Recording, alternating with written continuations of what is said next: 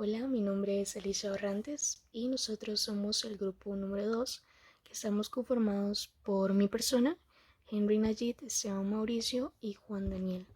Ok, en la agenda para el día de hoy tenemos el método estándar para determinar la densidad masiva, el peso unitario, y el vacío en agregados, o como la conocemos, ASTM C29. Ok, antes de comenzar me gustaría ponerse un poquito en contexto. La función de esta norma es determinar los valores de densidad masivas para la selección de las proporciones para mezcla de concreto, que esto nos va a ser muy útil más adelante, y también calcular el porcentaje de vacíos entre las partículas de agregados basándose en la densidad masiva. También algo que me gustaría comentar antes de empezar es que tuvimos varias limitaciones a la hora de hacer nuestro ensayo, ¿no? Primeramente no se puede determinar la procedencia exacta de los agregados que se utilizaron en, en nuestra experimentación, ¿no? Además de esto, otras pequeñas cosas como la balanza que tiene nuestra universidad es distinta a la precisión que pide la norma, ¿no? Al igualmente que algunos datos nos hicieron falta, nos quedamos escasos de datos debido a que estos ensayos son ensayos acumulativos. Entonces, para resolver una norma de estas, un ensayo de esos, tenemos que hacer varios, aparte del que estamos haciendo, para poder concluirlo de una manera efectiva.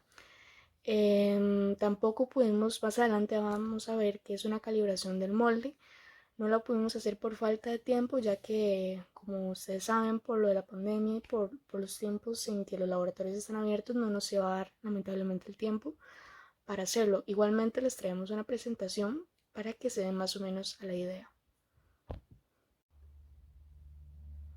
Ahora sí, comenzando con nuestra presentación, vamos a empezar con los materiales que vamos a estar utilizando para la experimentación de la norma ASTM C29.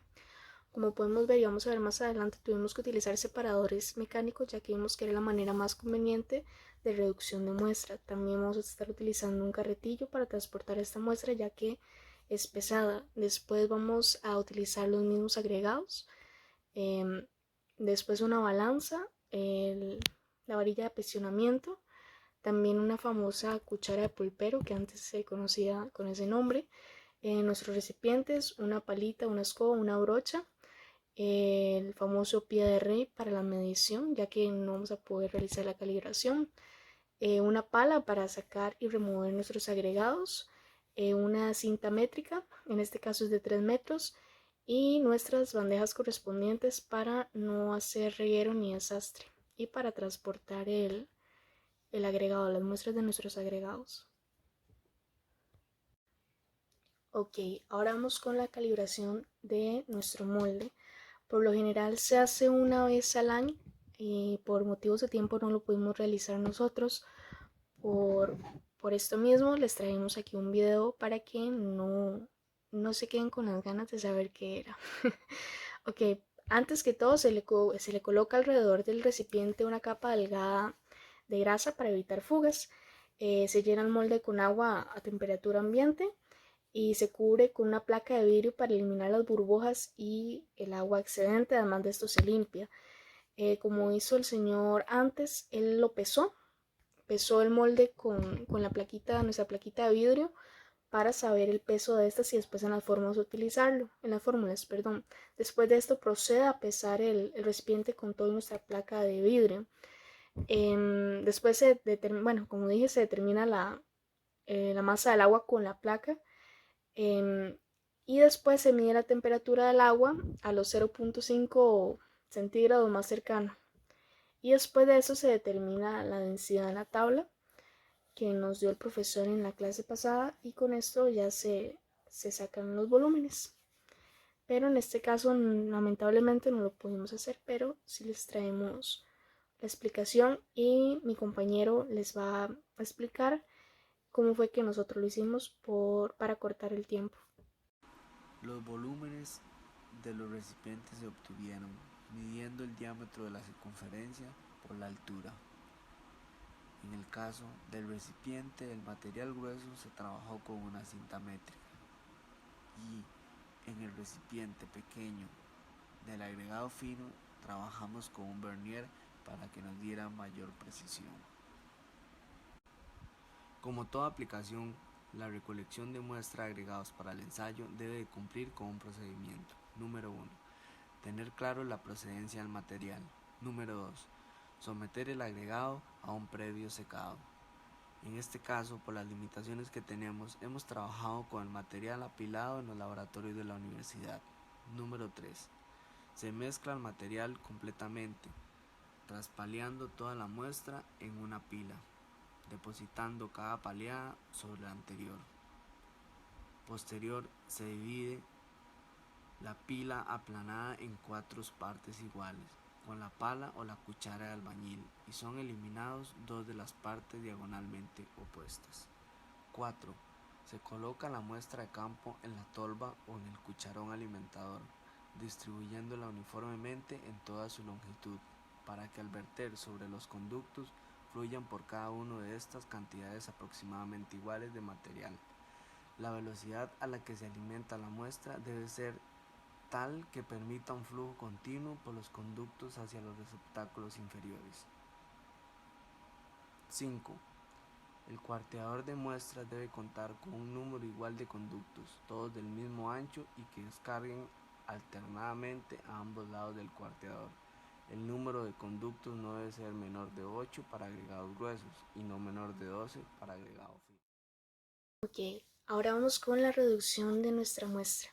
Ok, sabemos que el tamaño de la muestra debe ser entre el 125 al 200% de la cantidad requerida para llenar nuestro recipiente. Ok, ya que nuestro compañero nos explicó cómo obtuvimos la muestra, se procede a pasar esta muestra por nuestros separadores mecánicos, como los podemos estar viendo en el video, en el cual nuestro agregado cae y en la parte de abajo hay 2 charolas en la cual básicamente se tiene que separar la mitad y descartamos una. Esta que descartamos vuelve a donde estaba el agregado inicial, y la que elegimos para que sea parte de nuestra muestra para el ensayo la vamos pasando hacia nuestro carretillo en el cual teníamos lo que íbamos a requerir. En nuestro caso, ya que teníamos aproximadamente un 200% de nuestra muestra, procedimos a pasar al lado interior de nuestras instalaciones de la universidad, de nuestro laboratorio, ya que ahí se nos acomodaba mejor a la hora de hacer los ensayos, ¿no? Ok, como podemos ver en el video donde estaban allí y se van pasando la muestra del carretillo a nuestras nuevas bandejas, las cuales nos iban a servir para no hacer desastre a la hora de estar rellenando nuestros cilindros, porque, bueno, nuestros contenedores, ya que este ensayo no se hace una vez, se hacen varias veces y esto va a depender del porcentaje de error que nos den.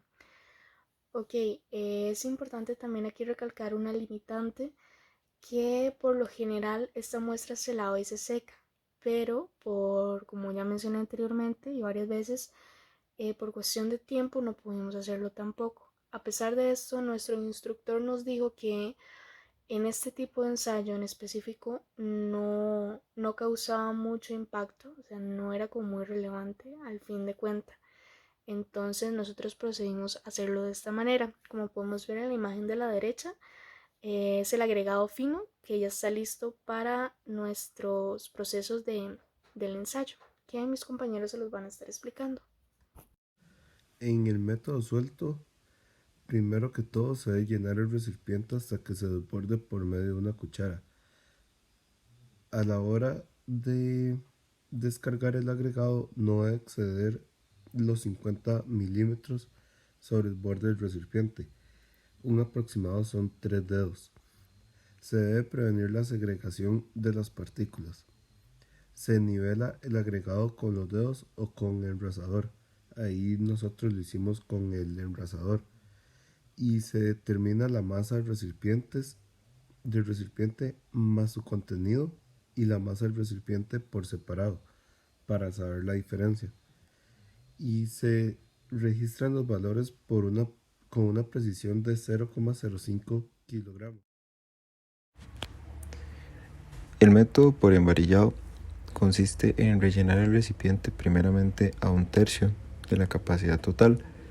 En este caso se nos facilitó, ya que el recipiente en la parte de adentro contiene unas señas marcadas con Pilot, donde entonces nos pudimos guiar para continuar con el ensayo. Se rellena con la misma cuchara que se hizo en el método suelto. Es importante que aquí no es necesario medir la altura a la que se suelta el material. En este solamente se deja caer al centro para que se distribuya de una mejor manera, y al alcanzar la marca se acomoda con la mano, nada más para que quede de una manera lisa. Posteriormente a eso se toma la varilla, debe ser de puntas redondeadas para evitar la fricción cuando entra en el material y también para disminuir un poco la probabilidad de quebrarlo. Se empieza a golpear, se le deben de realizar 25 golpes. Aquí el profesor nos dijo que lo hiciéramos con fuerza, nada más teniendo el cuidado de no golpear el fondo del recipiente, aunque igual por la fricción y el tamaño del material es bastante difícil llegar a golpearlo. Se le realizan los 25 en diferentes partes y se procede con llenar ahora a 2/3 de la capacidad total del recipiente. Se realiza el mismo procedimiento, se acomoda con las manos para que quede plano y se le realizan los 25 golpes, de igual forma con el cuidado de no golpear la capa anterior. Posterior a eso se rellena hasta el borde, no importa que sobrepase el mismo, y ahí lo acomodamos igualmente con la mano y hacemos los 25 golpes con el cuidado de no tocar la capa anterior. Después se enrasa con un tipo de regla metálica que hay en el laboratorio y hay que fijarse muy bien para que quede bastante al ras el material en el recipiente. Para esto, si quedara en algún hueco, pues se toma material con la mano y se deposita en las partes donde queda algún faltante. Posteriormente a eso se revisa bien que esté totalmente plano y se lleva a la balanza para poder realizar la medida del peso del recipiente junto con el material que está dentro. Además del método suelto y del método por embarillado, existe otro método también para poder realizar este ensayo, el cual no se pudo hacer en el laboratorio, más que todo por cuidar la instrumentación de la universidad y también el laboratorio en sí. Consiste en rellenar la misma cubeta que está en los videos, y el sistema de acomodo, por decirlo así, no es ni a cómo se acomode, por ejemplo el suelto, o por medio de la varilla metálica, sino que se toma la cubeta o el recipiente y se deja caer sobre alguna superficie plana, como en este caso el piso del laboratorio, desde diferentes esquinas, obviamente de una forma controlada, para que el material, por medio de los golpes y de la reacción que va a tener, se vaya acomodando pues a como crea conveniente. El técnico lo que nos mencionó es que no se puede realizar porque se puede romper el recipiente. En la parte de resultados, el dato que se pudo calcular fue la densidad masiva del material. La fórmula de este es la masa del agregado más el recipiente menos la masa del recipiente, todo esto dividido entre el volumen del recipiente. A nosotros nos dio un resultado de 1397,55 kilogramos entre metro cúbico. Los otros datos que se pueden calcular con respecto a la norma es el contenido de vacíos y el volumen del recipiente, que fue explicado anteriormente. El contenido de vacíos no lo calculamos, ya que nos haría falta el dato de la gravedad específica masiva. en base seca, por lo que esa fue una de las limitaciones en el desarrollo del proyecto. Como lo acaba de comentar mi compañero Esteban, básicamente es lo mismo para el agregado grueso, pero para el método suelto. En este caso, es importante decir que el número de muestras que se va a tomar o el número de ensayos que vamos a tener que hacer, esto va relacionado con el porcentaje de error. Como pueden ver al lado derecho de la presentación, en la parte superior nos encuentran los mínimos y los máximos. Entonces nosotros podemos hacer todas las muestras que queramos y verificar cuáles cumplen con este 1% de error.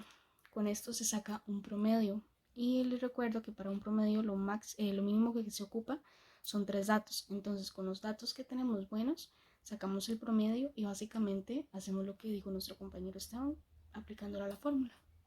Esta parte del embarillado hicimos 4 mediciones. Al final solamente se tomaron 3 para poder realizar el promedio, pero en laboratorio se hicieron 4, hicimos una cada uno de los integrantes del grupo.